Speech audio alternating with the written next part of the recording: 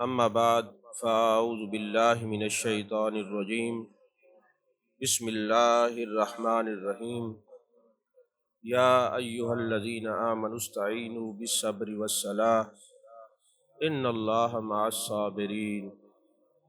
صدق اللہ العظیم و صدق رسولہ النبی الکریم الامین۔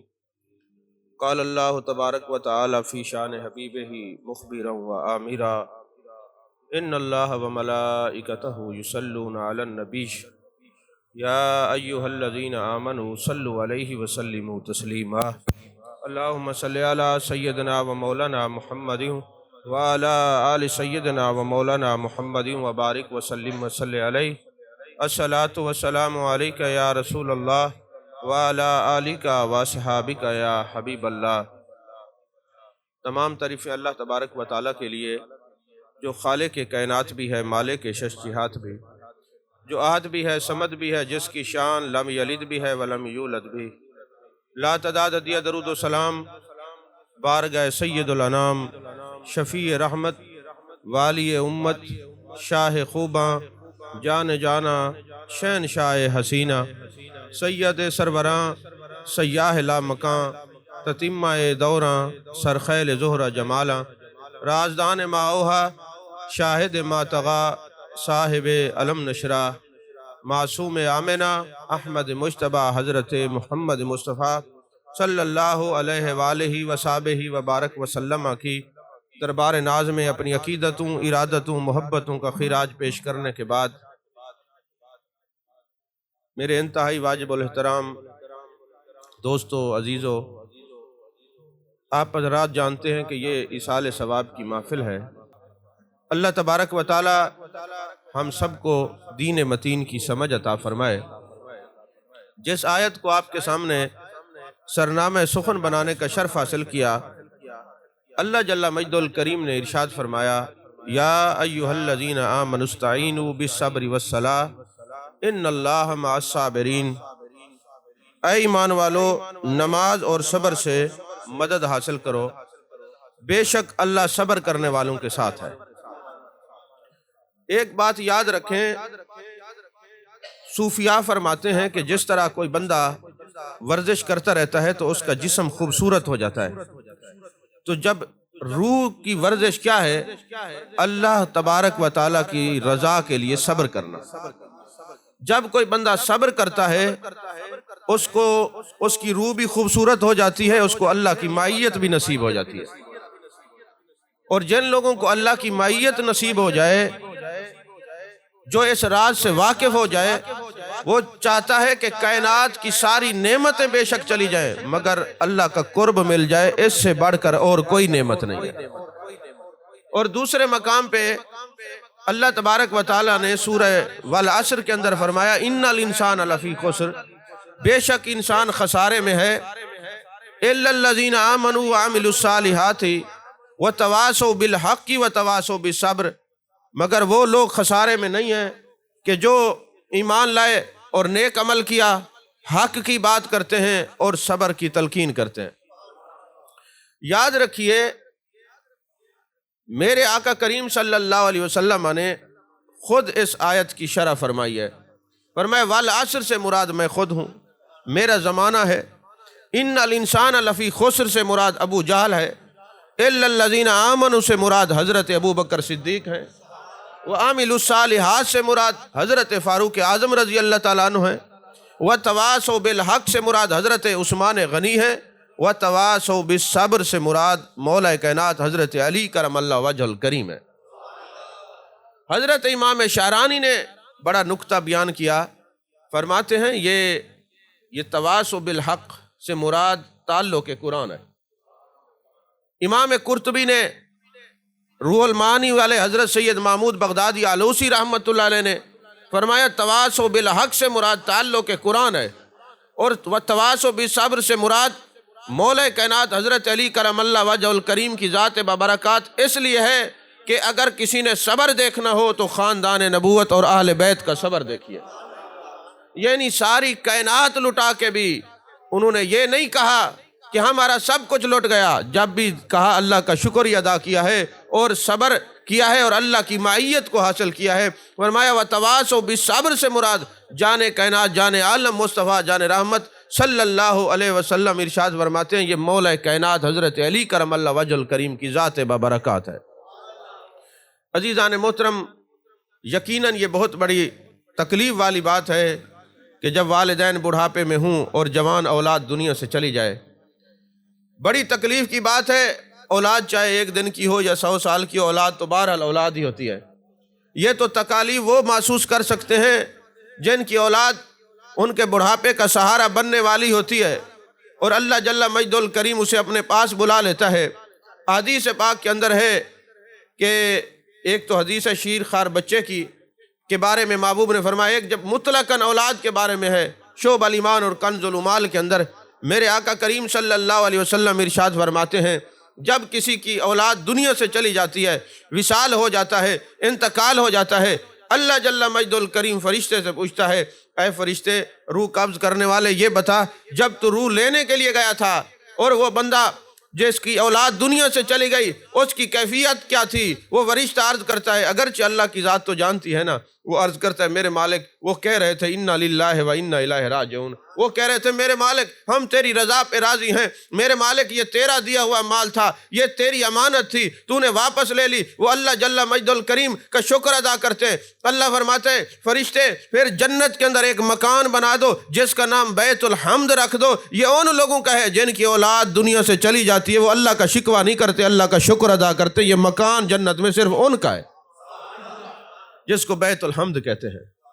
عزیزان محترم، جب کوئی بندہ رب کے ساتھ تعلق کو مضبوط کرتا ہے اللہ کی معیت نصیب ہو جاتی ہے، اور معیت قرب کا وہ رشتہ ہے کہ جس جگہ بندہ دیکھتا ہے اس کو اپنے رب کے سوا کچھ نظر نہیں آتا۔ اور مولانا روم نے معیت کو اس طرح بیان کیا ہے کہ جس طرح یہ لوہا ہے نا، اس کو آگ کی معیت نصیب ہوتی ہے تو یہ آگ کی صحبت میں لوہا جاتا ہے، جو آگ جب اس پر اپنا اثر ڈالتی ہے جنس نہیں بدلتی، یہ حدید یہ لوہا جنس اور ہے، آگ کی جنس اور ہے، جنس نہیں بدلی۔ جب یہ لوہا آگ کی معیت میں جاتا ہے تو پھر اس پر آگ کا رنگ چڑھتا ہے، اور پھر کچھ عرصے کے بعد کچھ وقت کے بعد جو آگ کا رنگ ہوتا ہے وہی لوہے کا رنگ ہو جاتا ہے، پھر جو آگ کا کام ہوتا ہے وہی لوہے کا کام ہو جاتا ہے۔ آگ جلاتی ہے، اب لوہے کو ہاتھ رکھیں جلاتا نہیں، مگر جب اس کو معیت آگ ملتی ہے جو آگ کا کام ہے یہ لوہے کا ہو جاتا ہے۔ کہا جب بندہ صبر کرتا ہے، جب اللہ کا ذکر کرتا ہے، جب اللہ تبارک و تعالیٰ کا قرب حاصل کرنے کے لیے نوافل پڑھتا ہے، اللہ اس کو اتنی معیت دیتا ہے کہ اللہ فرماتے ہیں پھر میں اس کی زبان بن جاتا ہوں، وہ نہیں بولتا میں بولتا ہوں، میں ان کی آنکھ بن جاتا ہوں، وہ نہیں دیکھتا میں دیکھتا ہوں، میں اس کا ہاتھ بن جاتا ہوں، وہ نہیں پکڑتا میں پکڑتا ہوں۔ تو لفظ معیت کو اگر سمجھیں تو جب جس کو اللہ تبارک و تعالیٰ کی ذات کا قرب مل جائے وہ ساری نعمتیں قربان کر کے بھی کہتا ہے اے اللہ تیرا شکر ہے مجھے تو تیری ذات چاہیے۔ جیسے مولانا روم نے کہا مثنوی شریف کے اندر کہ ایک دفعہ سلطان محمود غزنوی نے کہا کہ جو بندہ میری سلطنت میں جس چیز پہ ہاتھ رکھے گا نا تو اس کو وہی کچھ مل جائے گا۔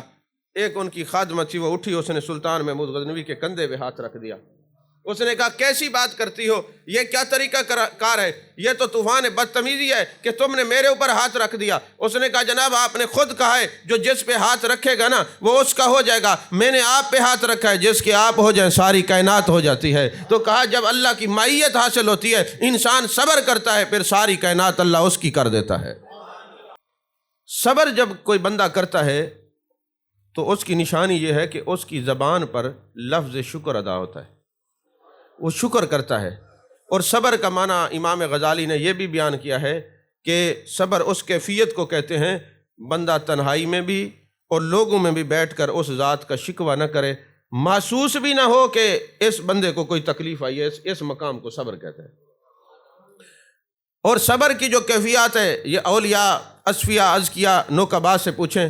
حضرت عبداللہ جہادی بہت بڑے بزرگ ہیں، آپ کہتے ہیں میں مسلمانوں کا لشکر لے کے گیا اور دریائے دجلہ کے کنارے میں دیکھتا ہوں ایک خیمہ لگا ہوا ہے اور خیمے کے اندر سے آواز آ رہی ہے اے اللہ تیرا شکر ہے، اے اللہ تیرا شکر ہے، اے اللہ میں تیری رضا پہ راضی ہوں۔ تو حضرت عبداللہ جہادی رحمۃ اللہ علیہ فرماتے ہیں جب یہ اللہ کے شکر ادا کرنے کی آواز میرے کان میں آئی نا تو میں نے کہا ذرا اس خیمے کے اندر جھانک کے تو دیکھوں ادھر کیا ہے۔ کہتے میں نے جب دیکھا ایک آدمی، اس کے پاؤں سوکھے ہوئے ہیں، ہاتھ سوکھے ہوئے ہیں، جسم کے اوپر خارش ہے اور مکھیاں اس کو چمٹی ہوئی ہیں، اور وہ کہہ رہے اے اللہ تیرا شکر ہے، اے اللہ تیرا شکر ہے، اے اللہ تیرا شکر ہے، میں صبر کرتا ہوں جس حال میں تو رکھے، میرے مالک تیرا شکر ہے۔ حضرت عبداللہ جہادی رحمۃ اللہ علیہ فرماتے ہیں میں حیران ہوا، آنکھیں اس کی جو ہے اس کو نظر نہیں آتا، ہاتھ خشک ہیں اور پاؤں خشک ہیں، بندہ اللہ کا ذکر کر رہا ہے، اللہ کا شکر ادا کر رہا ہے۔ فرماتے میں اس کے قریب گیا اور میں نے کہا اے بندہ خدا، تیری زبان جو ہے وہ صرف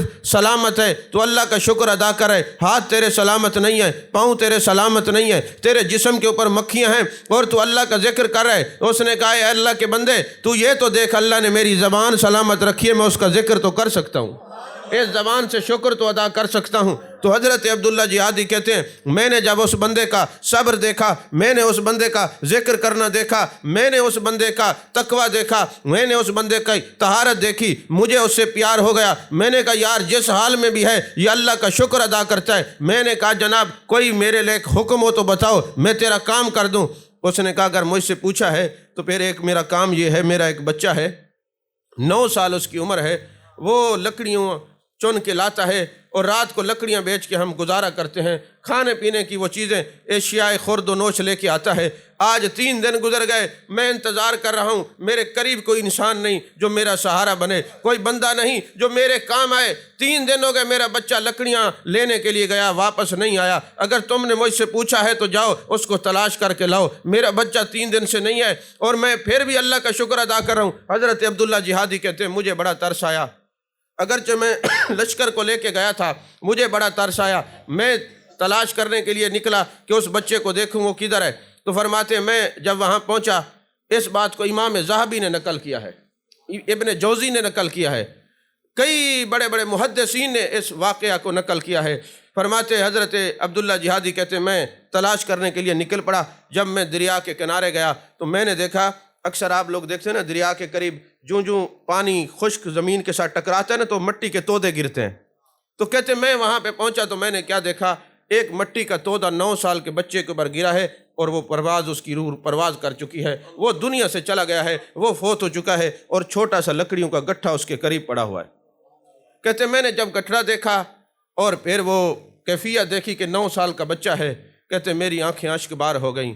میں نے کہا وہ بندہ ابتلا میں ہے، وہ بندہ مصائب میں ہے، صرف اس کی زبان سلامت ہے جس سے وہ اپنے رب کا ذکر کر رہا ہے، ہاتھ اس کے خشک ہیں، پاؤں اس کے خشک ہیں، اور عالم یہ ہے کہ جب میں اس کے بچے کی خبر دوں گا کہ تیرا بچہ دنیا سے چلا گیا، اس کا دل پھٹ جائے گا، وہ دنیا سے چلا جائے گا۔ اب میں کس طرح جا کے اس کو بتاؤں کہ تیرا بچہ دنیا میں نہیں رہا؟ عبداللہ فرماتے ہیں میں نے اس 9 سال کے بچے کو اٹھایا، لگتا تھا میرا کلیجہ منہ کو آتا ہے، میرا دل پھٹ جائے گا۔ عجیب کیفیت تھی، عجیب صورتحال تھی۔ اب میں نے بچے کو اٹھایا، آ کے اس کا جنازہ رکھا اس والد کے ساتھ، اور قرب میں رکھ کے میں نے سب سے پہلے اس کو کہا، میں نے کہا یہ بتا تو قرآن پہ یقین رکھتا ہے؟ اس نے کہا میں قرآن پہ یقین رکھتا ہوں، میں اللہ کے ایک ہونے پر، اللہ وحدہ لا شریک کو معبود اور الہ مانتا ہوں، میں اللہ کی توحید کا قائل ہوں، میں جان کائنات جان عالم صلی اللہ علیہ وسلم کو اپنا رسول مانتا ہوں، میں تو اس بات پہ راضی ہوں۔ تو جب اس نے یہ بات کی تو کہا، پھر میں نے ان سے کہا، اللہ نے قرآن میں فرمایا یا ایھا الذین آمنوا استعینوا بالصبر والصلاۃ ان اللہ مع الصابرین۔ کہتے میں نے یہ صبر والی جتنی آیات بینات تھی میں نے اس کے سامنے تلاوت کی۔ اس نے کہا بندہ خدا مجھے اصل بات بتا، تو کہنا کیا چاہتا ہے؟ یہ تو صبر کی آیاتیں مجھے سنا رہے، مجھے بتا، میں نے ساری زندگی صبر کیا ہے، اس کی رضا پہ راضی رہا ہوں، مجھے بتا تو صحیح وجہ کیا ہے؟ اس نے کہا تیرا وہ بچہ مٹی کا تودا گرا ہے، دنیا سے چلا گیا، اس کی روح پرواز کر گئی۔ تو جب اس باپ نے یہ سنا تو اس نے کہا انا للہ و انا الیہ راجعون۔ کہتے اس جملے کے اندر، اس آیت کے اندر جب اس نے انا للہ و انا الیہ راجعون کہا تو مجھے لگتا تھا میرا دل پھٹ جائے گا، مجھے لگتا تھا میرا کلیجہ منہ کو آ جائے گا۔ پہلے تو یہ ابتلا میں ہے، مصائب میں مبتلا ہے، اب یہ صورتحال ہے کہ میں نے کہا تیرا بچہ دنیا سے چلا گیا۔ اس نے کہا میرے مالک میں تیری رضا پہ راضی ہوں، میرے مالک میں تیری رضا پہ راضی ہوں، میرے مالک میں تیری رضا پہ راضی ہوں۔ 3 دفعہ یہ جملہ کہا، اس کی بھی روح قفس انصری سے پرواز کر گئی۔ حضرت عبداللہ کہتے میں نے جب دیکھا کہ اس کی روح دنیا سے، یہ قفس انصری سے پرواز کر گئی، یہ دنیا سے چلا گیا، اس کا وصال با کمال ہو گیا ہے۔ میں رویا، میں نے کہا ادھر یہ 9 سال کا بچہ ہے، ادھر یہ بابا ہے، دنیا کہ میں تو لشکر لے کے آیا ہوں، یہ تو لوگ ہیں، سپاہی تو میرے ساتھ ہیں، لیکن اس کا جنازہ کون پڑھے گا؟ کہتے میں نے ابھی اس کے کفن کا انتظام کیا، میں کیا دیکھتا ہوں کہ لوگ آ رہے ہیں لشکر کے لشکر جنازے میں۔ کہتے ہزاروں کی تعداد میں لوگ آئے، میں بڑا حیران تھا کہ ایک خیمہ ہے، کوئی پرسان حال نہیں ہے، قریب تک کوئی جاننے والا نہیں ہے، یہ کیسی دنیا ہے کہ یہ کہاں سے لوگ آ گئے؟ کہتے میں نے جب دیکھا حد نگاہ تک جنازے میں صفوں کے اندر لوگ ہی موجود تھے، میں بڑا حیران ہوا یہ کون ہے؟ تو میں نے جنازہ پڑھایا، بچے کا بھی باپ کا بھی، اور پھر میں نے دیکھا کہ جب اس بندے کی زیارت کے لیے ہم نے اس کے چہرے کو کھولا نا، لوگ کوئی اس کے ماتھے کا بوسہ لے رہا ہے، کوئی اس کے جناب والا اس کٹے ہوئے خشک شدہ ہاتھوں کو چوم رہا ہے، کوئی پاؤں کو چوم رہا ہے۔ میں حیران ہوا، میں نے کہا لوگوں یہ ہے کون؟ میں تو اس کو نہیں جانتا، ہم تو لشکر لے کے آئے تھے۔ میں نے کلمہ شکر اس کی زبان سے دیکھا تو مجھے اس سے پیار ہو گیا، میں نے صبر دیکھا مجھے اس سے پیار ہو گیا، میں نے اللہ کا قرب دیکھا مجھے اس سے پیار ہو گیا۔ میں نہیں جانتا یہ کون ہے، یہ کون ہے؟ انہوں نے کہا تو نہیں جانتا، یہ حضرت ابو قلابہ محدث ہے۔ دین کا طالب علم اور حضرت ابو قلابہ کو نہ جانے، یہ کیسے ہو سکتا ہے؟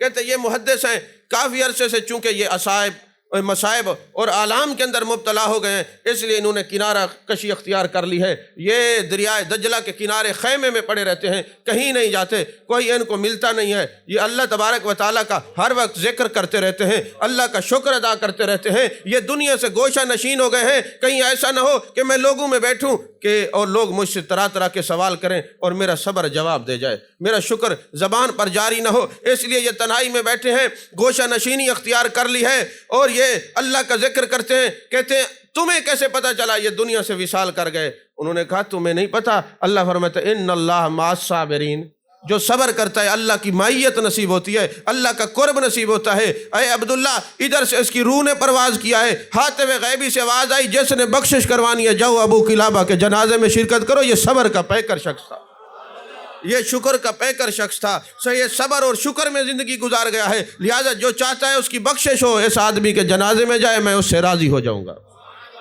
عزیزان محترم، جن کو اللہ تبارک و تعالیٰ کی معیت نصیب ہوتی ہے ان کا عالم یہ ہوتا ہے۔ تو میں نے عرض کیا کہ وَتَوَاصَوْا بِالْحَقِّ سے مراد تعلق قرآن ہے۔ میرے آقا کریم صلی اللہ علیہ وسلم نے فرمایا لوگو اگر تم چاہو کہ اللہ تمہاری عزتوں کو بحال کر دے، ان اللہ یرفع بہذا الکتاب اقواما، جو یہ چاہتا ہے میری عزت بحال ہو جائے، اس کو اللہ رفعت عطا کرے، تو پھر وہ اپنا جو تعلق ہے وہ قرآن سے مضبوط کر لے۔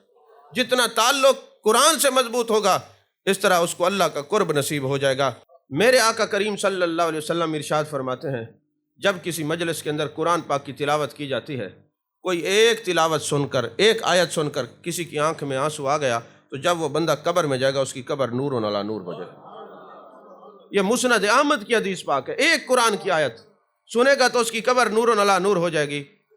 جب وہ قبر نور ہوگی، کیونکہ قبر کے اندر نور آنے کی 2 اسباب ہیں، یا صاحب قرآن کی جلوہ گری ہو، قد جاءکم من اللہ نور وکتاب مبین، یا قرآن سے تعلق مضبوط ہو۔ تو جب قبر نور علی نور ہوگی تو وہ دوسرے لوگوں سے پوچھے گا یہ میری قبر کیسے نور علی نور ہوگی؟ اس کو جواب دیا جائے گا فلاں محفل میں جب قرآن پڑھا گیا تھا تو قرآن کی ایک آیت سن کے تیری آنکھوں سے آنسو آ گئے تھے، یہ ایک قرآن کی آیت کا نور ہے۔ تو میں آپ سے پوچھتا ہوں اگر کوئی محبت سے ایک آیت تلاوت کرے یا قرآن کی ایک آیت کو سنے تو قبر نور علی نور ہو جاتی ہے، پھر ان کا کیا مقام ہے جن کا تعلق سارے قرآن سے ہوتا ہے؟ پھر ان کا کیا مقام ہے کہ وہ سارا قرآن پاک کی تلاوت کرتے ہیں؟ اور یاد رکھیں قرآن پاک کی تلاوت کرنے سے جب سے ہم دور ہوئے ہماری کیفیات عجیب ہو گئی ہیں۔ اب وہ جناب والا قرآن کا تعلق ایسا ہے کہ جس کا تعلق بن جائے، آج ہم چونکہ دور ہیں، اللہ کے محبوب نے فرمایا جو قرآن پڑھتا ہے وہ مرنے کے بعد امر ہو جاتا ہے، وہ زندہ رہتا ہے۔ قرآن انسان کو زندہ کرتا ہے۔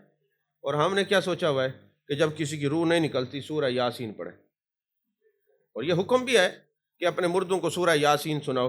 ہمارے ذہنوں کے اندر یہ کنسیپٹ ہے کہ سورہ یاسین پڑھیں گے اس کی روح نکل جائے گی۔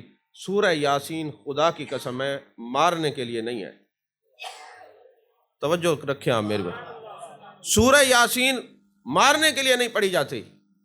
آپ گھر جائیں، قرآن پاک کھولیں، تو سورہ یاسین کی تلاوت کریں، یاسین والقرآن الحکیم انک لمن المرسلین علی صراط مستقیم۔ پوری صورت اس کا جو آخری لفظ ہے یا نون پہ ختم ہوتا ہے یا میم پہ ختم ہوتا ہے، تیسرا کوئی لفظ ہی نہیں ہے۔ توجہ فرما رہے ہیں؟ اب یاسین والقرآن الحکیم انک لمن المرسلین علی صراط مستقیم آخر تک پڑھتے جائیں، جب آیت ختم ہوگی یا لفظ نون پہ ختم ہوگی یا لفظ میم پہ ختم ہوگی۔ وجہ کیا ہے کہ یہ نون اور میم پہ ختم کیوں ہوتی ہے؟ امام شعرانی نے فرمایا یہ جو لفظ نون ہے یہ میرے مصطفیٰ کی نبوت کا اعلان کر رہا ہے، اور یہ لفظ میم میرے مصطفیٰ کریم صلی اللہ علیہ وسلم کے لفظ محمد کا اعلان کر رہا ہے، آپ کی نورانیت و نبوت اور میرے مصطفیٰ کریم صلی اللہ علیہ وسلم کے اسم محمد کا اعلان کر رہا ہے۔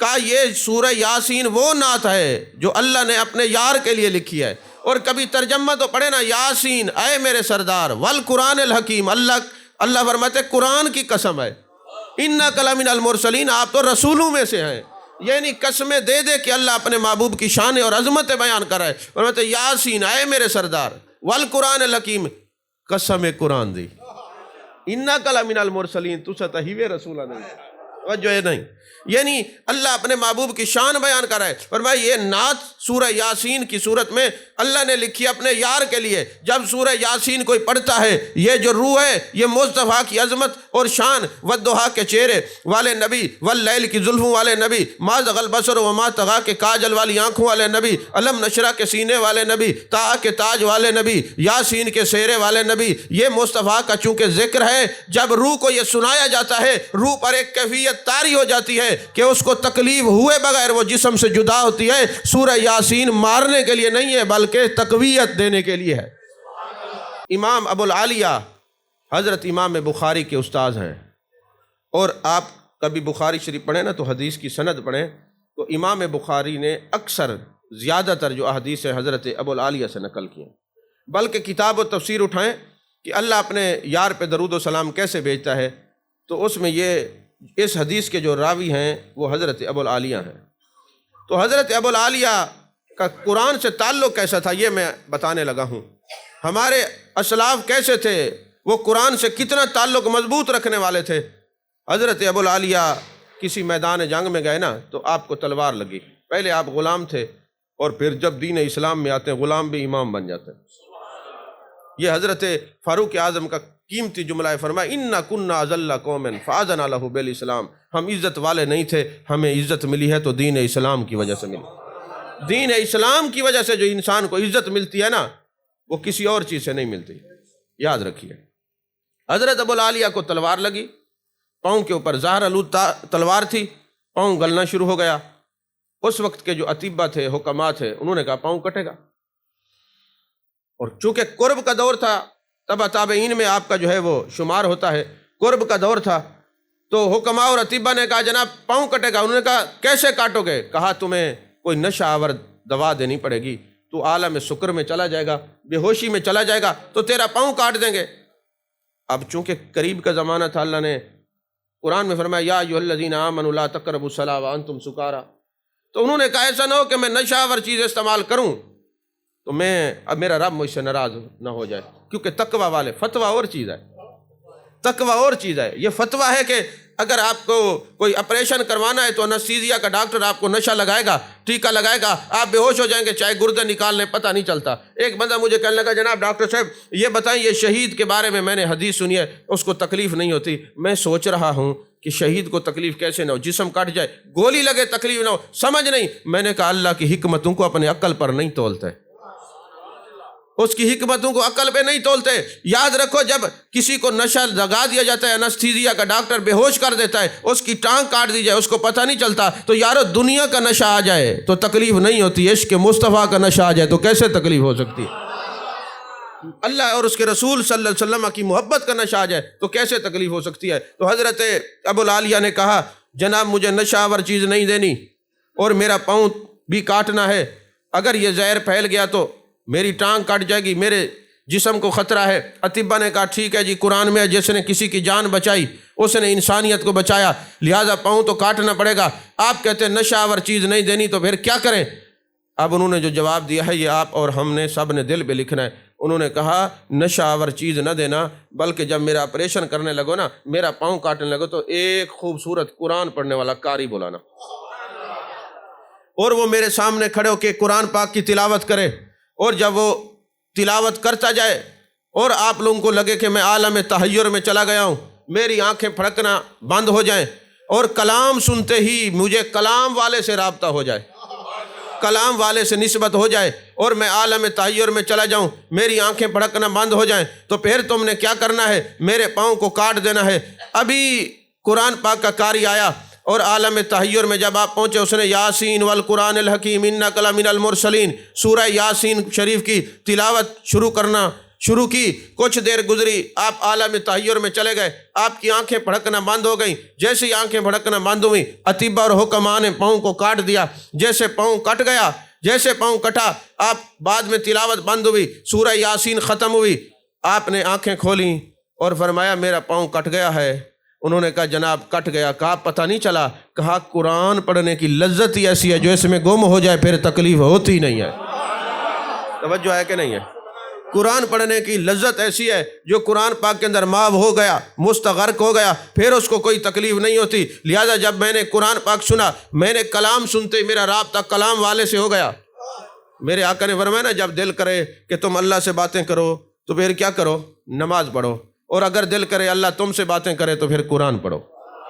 تو کہتے عالم تحیر میں چلے گئے، کلام والے سے رابطہ ہو گیا، پاؤں کٹ گیا۔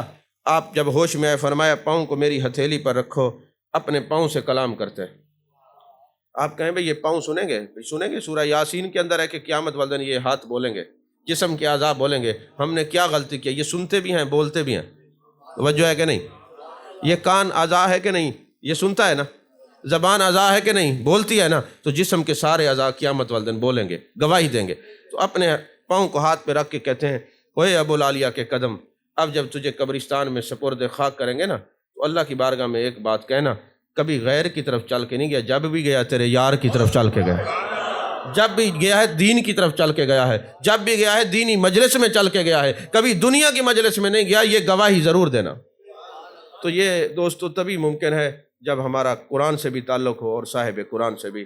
میری دعا ہے اللہ جل مجد الکریم اس بچے کو کروٹ کروٹ جنت نصیب فرمائے، ان کی قبر کو روضۃ من ریاض الجنہ بنائے، رانا صاحب کو اور ان کے گھر والوں کو صبر جمیل عطا فرمائے۔ آمین وآخر دعوانا الحمدللہ۔